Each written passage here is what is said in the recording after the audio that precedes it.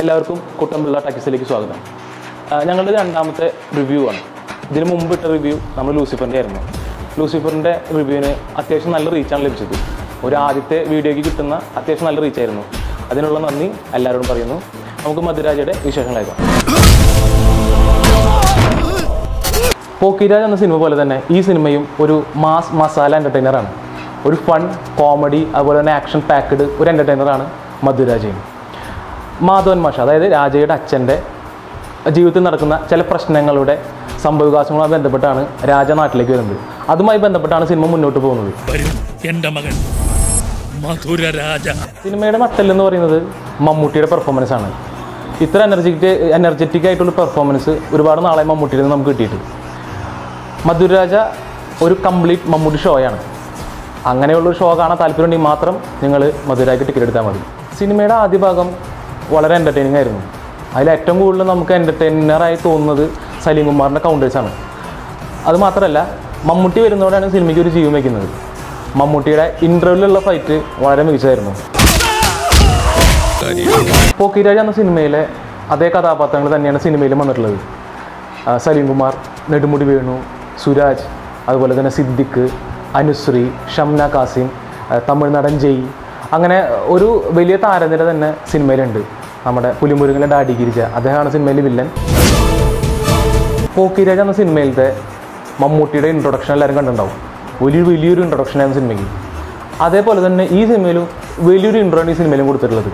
മമ്മൂട്ടി വരുന്നതോടുകൂടി തന്നെ സിനിമ നമ്മളിലേക്ക് സിനിമ വന്നു തുടങ്ങും. ഒരു പൊളിറ്റിക്കൽ കിങ് മേക്കർ, ജനങ്ങളെ ചതിക്കുന്നവനെ എംഎൽഎ ആയാലും ശരി മന്ത്രി ആയാലും ശരി. സിനിമയുടെ സെക്കൻഡ് ഹാഫ് എന്ന് പറയുന്നത് കുറച്ചുകൂടെ ഫൺ മോഡിൽ നിന്ന് കുറച്ച് കണ്ടന്റ് വൈസിലേക്ക് മാറും. സിനിമയിൽ ഏറ്റവും ഹൈലൈറ്റായി നിൽക്കുന്നത് പീറ്റർ ഹെയിൻ ചെയ്തിട്ടുള്ള സ്റ്റണ്ട് രംഗങ്ങളാണ്. മമ്മൂട്ടിയുടെ 2 ഫൈറ്റും അതുപോലെ തന്നെ ജയ്യുടെ ഒരു ഫൈറ്റാണ് സിനിമയിലുള്ളത്. ഞാൻ കണ്ട മമ്മൂട്ടി സിനിമകളിൽ വെച്ചിട്ട് എനിക്ക് ഏറ്റവും ഇഷ്ടപ്പെട്ട ഫൈറ്റ് എന്ന് പറയുന്നത് ഈ സിനിമയിലെ മമ്മൂട്ടിയുടെ ഫൈറ്റാണ്. കാരണം 68 വയസ്സുള്ള മമ്മൂട്ടിയെ കൊണ്ട് ഇങ്ങനെ സ്റ്റണ്ട് ചെയ്യിക്കാൻ പറ്റുമെന്നുള്ളത് പീറ്റർ ഹെയിൻ മറ്റ് സംവിധായകർക്ക്, അതായത് മലയാള സിനിമയിലെ മറ്റ് സംവിധായകർക്ക് കാണിച്ചു കൊടുക്കുകയാണ് ഈ സിനിമയിലൂടെ. സിനിമയുടെ അവസാനത്തെ 20 മിനിറ്റ് വളരെ ക്വാളിറ്റിയിലാണ് എടുത്തിട്ടുള്ളത്. ആ 20 മിനിറ്റ് ഇമോഷണലി ആയാലും അതുപോലെ ഒരു മാസ് കൊണ്ടായാലും നമ്മളൊക്കെ തൃപ്തിപ്പെടുത്താൻ പോകുന്നവയാണ്. സിനിമയിൽ 2 പാട്ടുകളാണുള്ളത്. അതിൽ ഒരു പാട്ട് നമ്മളെല്ലാവരും നോക്കിയിരിക്കുന്ന പോലെ തന്നെ സണ്ണി ലിയോൻ്റെ ഒരു ഐറ്റം സോങ്ങാണ്. കേൾക്കാൻ അത്ര ഇമ്പമുള്ള 2 പാട്ടുകളായിരുന്നില്ല സിനിമയിൽ. പക്ഷേ ഐറ്റം സോങ്ങിന് ഈ സിനിമയിൽ അതിൻ്റേതായ പ്രാധാന്യമുണ്ട്. സിനിമാറ്റോഗ്രാഫി, അതായത് ഷാജി കുമാറിൻ്റെ സിനിമാറ്റോഗ്രാഫി, പുലിമുരുകൻ, അതുപോലെ തന്നെ ഒടിയൻ, ഇത്തരത്തിലുള്ള വലിയ സിനിമകളൊക്കെ, അതായത് മാസ് സിനിമകളൊക്കെ ഒരുക്കാറുള്ള ഷാജി കുമാർ തന്നെയാണ് ഈ സിനിമയുടെയും സിനിമാറ്റോഗ്രാഫി ചെയ്തിട്ടുള്ളത്. എനിക്ക് പേഴ്സണലി ഇതിൻ്റെ സിനിമാറ്റോഗ്രാഫി അത്ര ഒരു മികച്ച രീതിയിലായിട്ട് തോന്നില്ല. ഒരു മാസ് സിനിമയ്ക്ക് വേണ്ട രീതിയിൽ ചെയ്തിട്ടുണ്ട്, പക്ഷേ ഇതിനേക്കാൾ നന്നായി അദ്ദേഹത്തിന് ചെയ്യാൻ പറ്റുമെന്നാണ് എൻ്റെ ഒരു വിശ്വാസം. ഗോപി സുന്ദറാണ് ഈ സിനിമയുടെ ബാക്ക്ഗ്രൗണ്ട് സ്കോർ ചെയ്തിട്ടുള്ളത്. ഒരു മാസ് മസാല മൂവിക്ക് എങ്ങനെ പശ്ചാത്തല സംഗീതം ചെയ്യണം എന്നുള്ളത് ഗോപി സുന്ദറിന് നന്നായിട്ട് അറിയാം. അതുപോലെ തന്നെ ഈ സിനിമയിലും അത് വളരെ നല്ല രീതിയിൽ തന്നെ വർക്കൗട്ടായിട്ടുണ്ട്.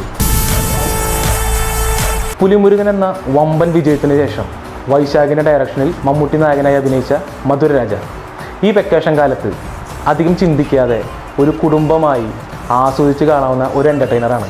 തെറിയുമല്ലേ രാജ, സൊൽറദാൻ സൈവ, സൈറത് മട്ടുന്താ സൊൽവ. നമസ്കാരം.